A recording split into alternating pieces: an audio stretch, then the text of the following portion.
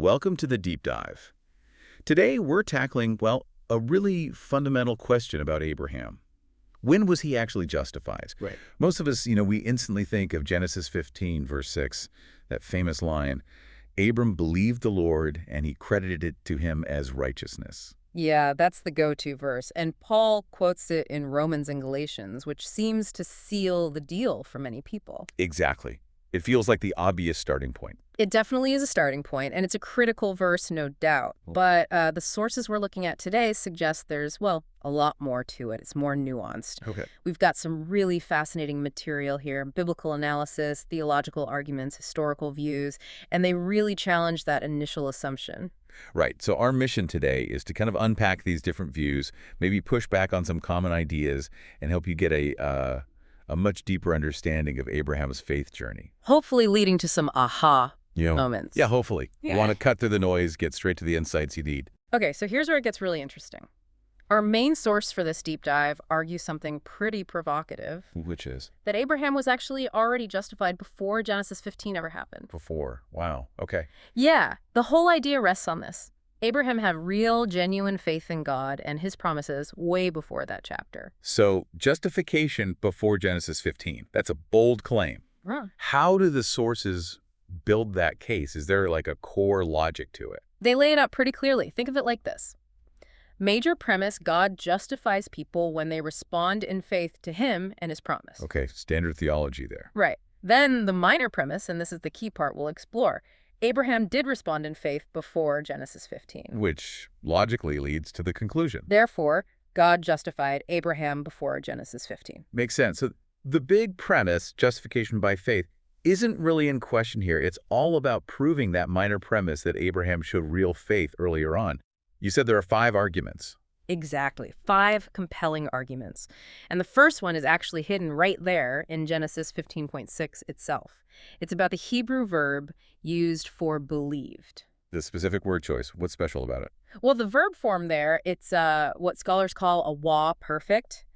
And grammatically, that strongly suggests something ongoing, like he kept on believing or he continued to believe. So not necessarily he believed for the very first time right then. Precisely. It doesn't really fit the pattern for a simple one-off past action like a first-time belief. It suggests Genesis 15.6 might not be the moment of his initial faith or justification. That's fascinating. And it makes me think of Paul in Romans 4, where he talks about Abraham not weakening in his faith, not wavering, being strengthened. Could that be Paul reflecting this idea of continuous faith?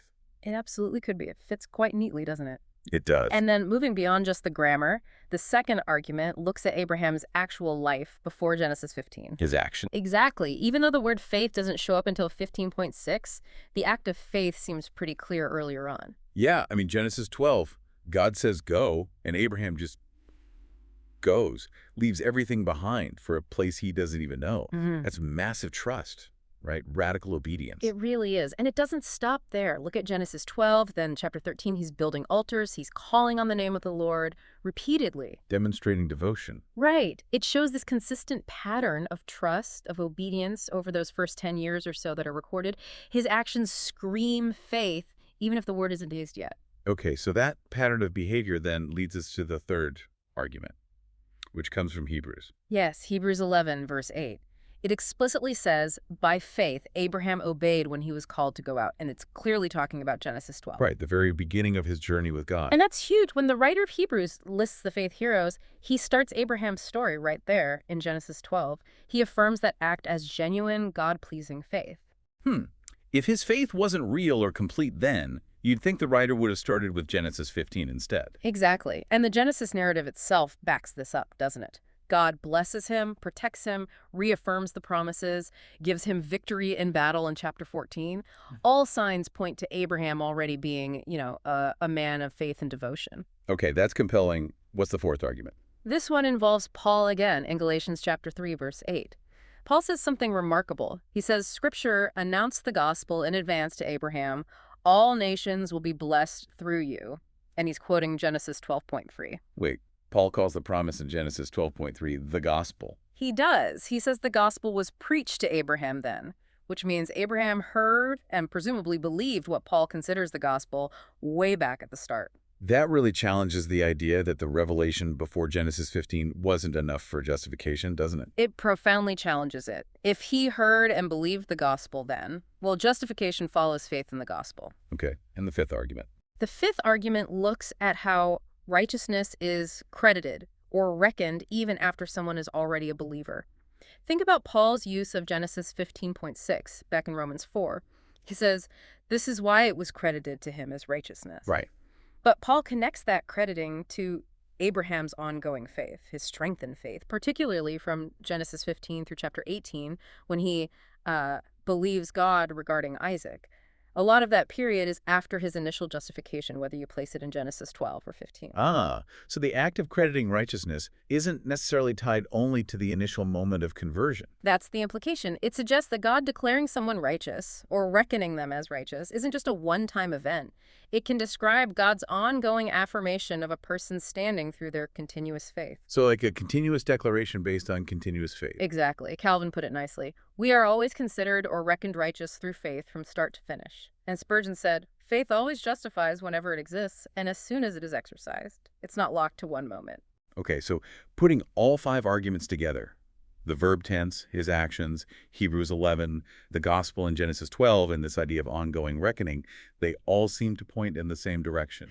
They really do. The conclusion seems to be, if Abraham had genuine faith before Genesis 15, and the evidence suggests he did, then he must have been justified earlier.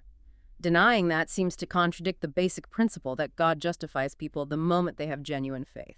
And you mentioned this isn't just a new idea, that historically, theologians have supported this. Yeah, absolutely. It's fascinating how many major figures line up with this view. Luther, for instance, said Abraham was righteous because he believed God, even before Genesis 15. And Calvin, you quoted him earlier, noted Abraham's great progress since Genesis 12, yet he's still said to be justified by faith later, showing it's ongoing. Right. And Wilhelmus of Brakel, a Dutch theologian, flat out said Abraham was already a believer and had long before been justified prior to the promise in Genesis 15. He even talked about daily justification. Daily justification. Interesting concept. Spurgeon, too, was very clear. The Genesis 15 text doesn't mean he wasn't justified before. Faith justifies whenever it exists. More recently, scholars like O. Palmer Robertson and Brian Vickers agree Genesis 15.6 isn't the moment of conversion, but shows he continues in faith and righteousness. It's quite a strong historical current. Wow. So with all that support, is there even a significant counter-argument? Or is the Genesis 15 only view quite rare historically? It's actually surprisingly rare throughout church history. There are dissenting voices, of course. Origen, back in the early church, thought Abraham's faith before Genesis 15 was only partial, not perfect enough for justification until that point. Okay, so like an incomplete faith initially. Sort of. And Walter Eichrat, a 20th century scholar, saw Genesis 15 as a totally new understanding for Abraham, a decisive moment, not just reinforcing earlier faith. So the view exists, but it seems to be a minority position based on the historical sweep. Got it. Now, this raises some tricky questions, some nuances we should probably address. Definitely. Because it's not entirely straightforward. Right. Like what about Romans 4.5? Paul says God justifies the ungodly. If Abraham was justified way back in Genesis 12, he'd already been living faithfully for years by Genesis 15. How was he ungodly then? Or does that verse apply differently? That's a great question. The argument favoring earlier justification says, yes, God justifies the ungodly, and he did that for Abraham back when he first called him out of idolatry and paganism in Ur, or Haran. That's when he was ungodly. So the ungodly status applies to the moment of justification, whenever that was. Exactly. The view that holds out for justification only in Genesis 15 actually has a harder time with this, because Abraham had clearly been acting godly for 10 years before that. Calling him ungodly in Genesis 15 seems a bit of a stretch. Okay, that makes sense. What about the difference between God's blessings, which Abraham clearly received early on, and a formal, like, judicial declaration of righteousness? Yeah. Could Genesis 15 be that formal declaration even if he had faith earlier? That's another nuance some raise. Is there a difference between being blessed because of faith and being formally declared righteous by faith? Maybe. But the counter is that genuine faith itself is what God credits as righteousness.